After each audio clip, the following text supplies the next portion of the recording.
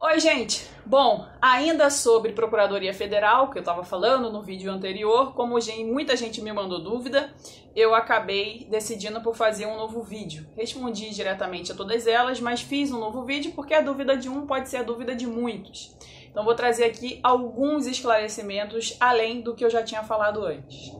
Em primeiro lugar, qual foi a dúvida que muita gente me perguntou? Se a Procuradoria Federal ela é arrecadatória ou se ela só faz políticas públicas. Aliás, os novatos da PFN que foram lá para Porto Velho, eles até comentaram comigo, né? Dizendo que quando você ingressa na PFN, muitos falam, porque a Procuradoria da Fazenda Nacional ela mais arrecada, é a que mais arrecada dentro da AGU. Enquanto a Procuradoria Federal, a Advocacia da União, a Procuradoria do Banco Central, elas só fazem políticas públicas. Eu vou falar sobre a Procuradoria Federal porque eu sou procuradora federal. Nós arrecadamos, sim, nós temos um núcleo de execução e cobrança, mas não só o núcleo de execução e cobrança, em todas as unidades, todas as lotações, nós temos um núcleo de execução e cobrança. Inclusive a cobrança, ela já tem trabalho remoto, que é o ENAC. Aliás, é uma equipe de excelência dentro da Procuradoria. Mas não só eles fazem a arrecadação aos cofres, mas todos os outros núcleos. Em se tratando de reforma previdenciária, que está em voga aí, não vou falar minha opinião pessoal sobre reforma previdenciária, mas como ela está em voga, vamos falar um pouquinho sobre o INSS, que é, como eu falei no vídeo anterior, o que mais faz a Procuradoria se mexer, né? A nossa maior demanda são as questões previdenciárias. E o que acontece dentro do Previ, dentro do núcleo de previdenciário? Muita gente ingressa com ações contra o INSS, pretendendo alcançar uma aposentadoria, seja rural, seja por idade, seja um benefício assistencial, né, carinhosamente conhecido como LOAS, por causa da Lei Orgânica da Assistência Social, mas na verdade é um benefício de prestação continuada, ou BPC. Então, essas pessoas ingressam em juízo contra o INSS, almejando esses benefícios, seja previdenciário ou assistencial, e na verdade essas pessoas não têm direito a esses benefícios. Então, o papel do procurador é justamente evitar que essas pessoas ganhem de forma ilícita, porque muita gente tenta engabelar tanto a administração pública quanto o judiciário. Tem muita gente desonesta no mundo. Não era só a Georgina de Freitas que tentou fraudar o INSS, não. Tem muita gente tentando fraudar o INSS. Pode parecer pouco, é um salário mínimo que a pessoa vai ganhar. Mas começa a acumular um monte de pessoas que não têm direito àquele benefício, que acabam ganhando o benefício previdenciário ou assistencial. Então, se você imagina em todo o território nacional, milhares de pessoas fraudando a lei para poder ganhar esses benefícios, o que pode trazer de prejuízo aos cofres. Então, esse é o trabalho do núcleo de previdenciário. Então, se nós somos arrecadatórios, sim, nós fazemos políticas públicas, mas também arrecadamos aos cofres. Não vou nem mencionar a quantidade de vezes que eu poupei dinheiro lá no núcleo de matéria administrativa, porque já me deu muito trabalho e seria papo para um vídeo inteiro, né? Aliás, uma conversa inteira de uma semana. Mas nós temos que entender também que nós não somos heróis, nós não autografaremos papeizinhos, camisetas nas ruas, ninguém vai colocar estrelinha na nossa testa no final do dia. Mas o trabalho é gratificante para nós mesmos. Assim, quando a gente poupa dinheiro, quando a gente arrecada dinheiro aos cofres públicos, dá uma satisfação tão grande, eu não consigo descrever aqui, mas é muito gratificante, é muito gratificante mesmo. Às vezes a gente fica uma semana quebrando cabeça num processo, um mês quebrando cabeça num processo, aliás, nem um mês, né, porque não dá para demorar isso tudo por conta dos prazos. Mas quando a gente consegue uma vitória para a sociedade, para os cofres públicos, isso é maravilhoso dentro da profissão, é o que realmente nos move dentro da nossa profissão. Tá? Então, próxima pergunta para não alongar muito aqui. Honorários advocatícios. Muita gente me perguntou sobre os honorários. A gente ganha honorários sim, tem previsão agora no novo CPC e a gente tem conseguido ganhar os honorários mensalmente. Nos tornou milionários? Não. A gente não ficou milionário por conta dos honorários. Até porque a gente tem um teto constitucional estabelecido e a gente nem alcançou o teto não, tá? Ainda não chegou no teto e acredito eu que não vai chegar. Mas é um estímulo mesmo dentro da carreira. Nós somos advogados, independente da natureza, sejam públicos ou privados, os advogados têm direito aos honorários. É um dinheiro que advém de uma verba privada, porque são custas sucumbenciais. Se nós perdemos, nós pagamos as custas sucumbenciais, a não ser que seja outro órgão público federal. Mas, se nós ganhamos, nós temos direitos aos honorários de sucumbência, da mesma forma que o advogado privado também teria em caso de êxito. Então, é uma forma de estimular a busca pelo êxito dentro da advocacia pública federal e é uma forma de estimular que colegas que pretendem sair da carreira por conta da remuneração, porque tem carreiras jurídicas que ganham mais que a gente, então esses colegas que têm muito talento fiquem na AGU e não saiam dela por conta da remuneração um pouco mais baixa que as outras carreiras. Então, esse é o intuito dos honorários.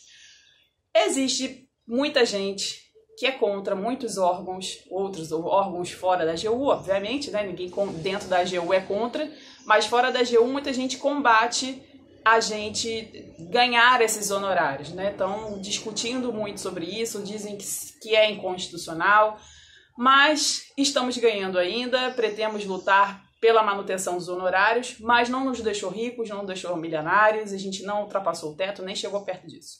Bom, próxima pergunta que me fizeram foi a questão das lotações e o tempo de demora para a remoção. Isso é muito, como eu posso dizer, depende muito do concurso, depende muito da sua sorte, depende muito do momento, depende muito da dança das cadeiras que acontece dentro da AGU. No meu concurso, por exemplo, teve gente que já tomou posse em Brasília, que não tinha acontecido no concurso anterior.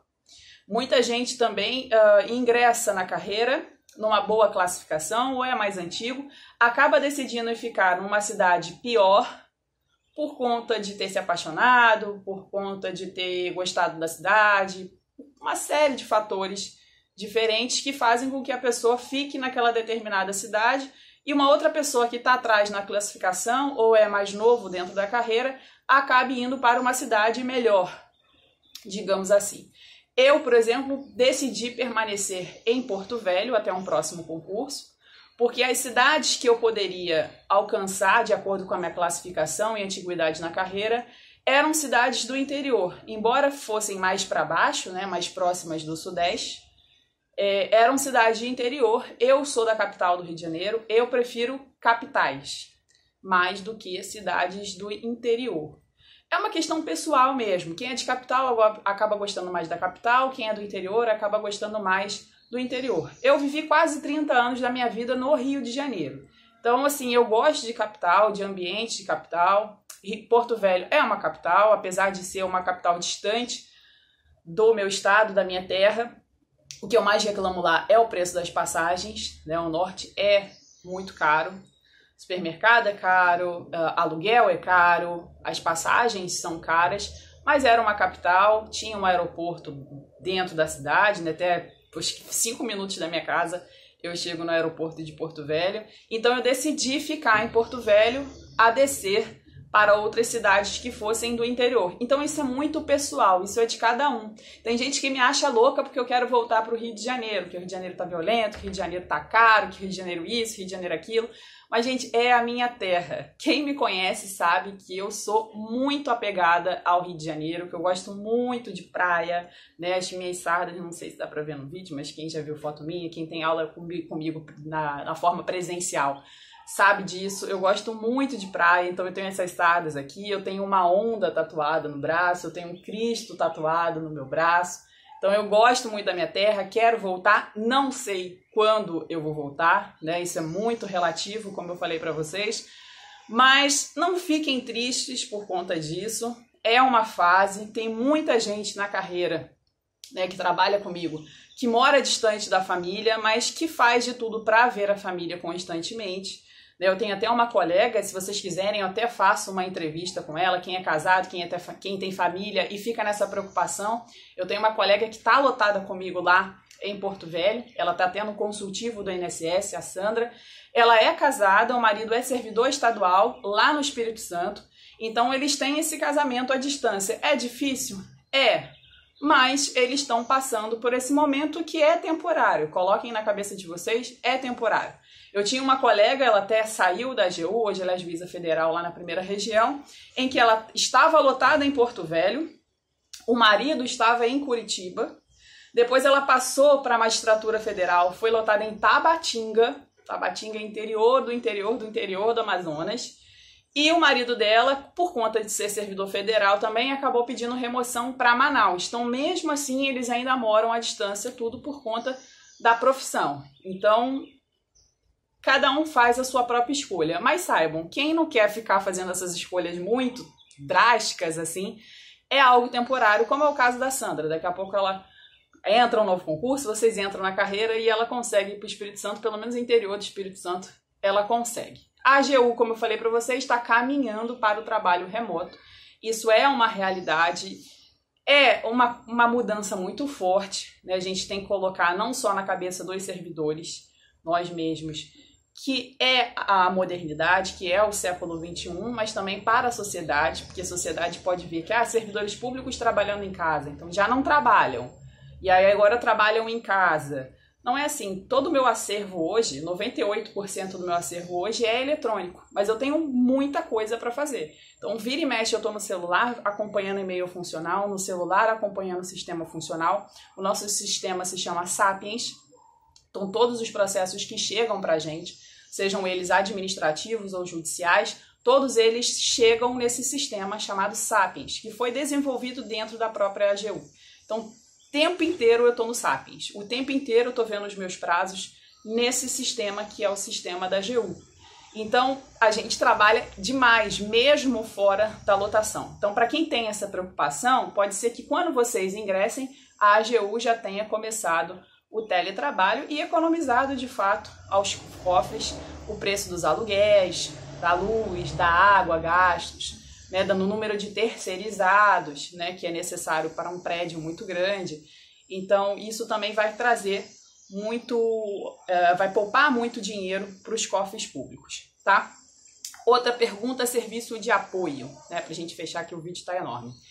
Serviço de apoio. A AGU está fazendo concurso, abriu um edital até para um concurso de carreira de apoio, técnicos e analistas, 100 vagas apenas, mas a tendência é realmente aumentar o número desses concursos, porque a gente precisa bastante. Muito do que a gente faz, que acaba tomando muito do nosso tempo, era para ser dado ao serviço de apoio, a gente não tem tanto suporte assim. Então a gente acaba fazendo trabalho de procurador e acaba fazendo trabalho de técnico e analista, tá? O que acaba tomando muito do nosso tempo, a gente já tem um acervo muito grande, então o trabalho pode ficar comprometido em determinadas fases por conta justamente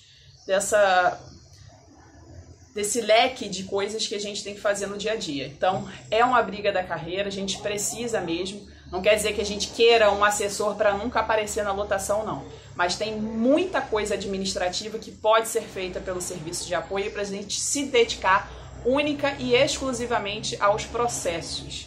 Eles têm que ter um carinho muito grande, porque tem demandas que a gente tem que brigar muito na justiça e a gente precisa da máxima atenção. Tem muitos documentos a serem analisados para a gente detectar um resquício de fraude aqui e ali.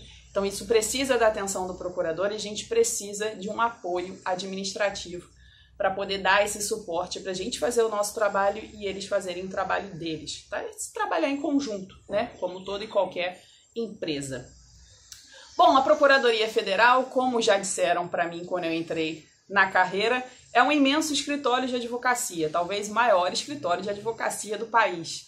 Vocês podem trabalhar em diversos ramos do direito, penal, administrativo, trabalhista, civil, etc, etc. Então, é muito gratificante, porque se você fica cansado em determinado ramo do direito, você pode se especializar em outro, ir para outro ramo, trabalhar no outro ramo, que a AGU te proporciona isso.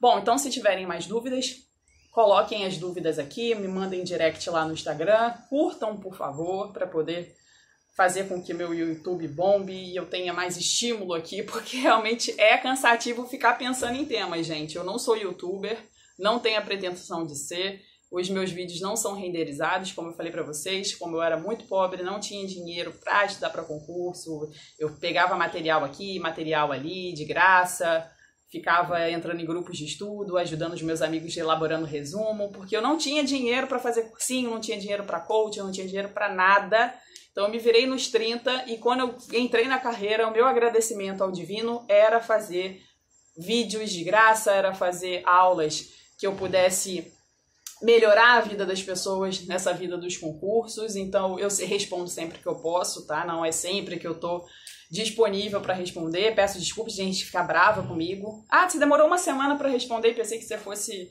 simpática e tal. Não é isso, tá? É porque realmente eu tenho a minha vida pessoal, tenho a minha vida profissional, demanda muita coisa e às vezes eu não respondo de forma tão rápida assim. Mas curtam aí, compartilhem meu vídeo e vamos ficando por aqui. Até breve.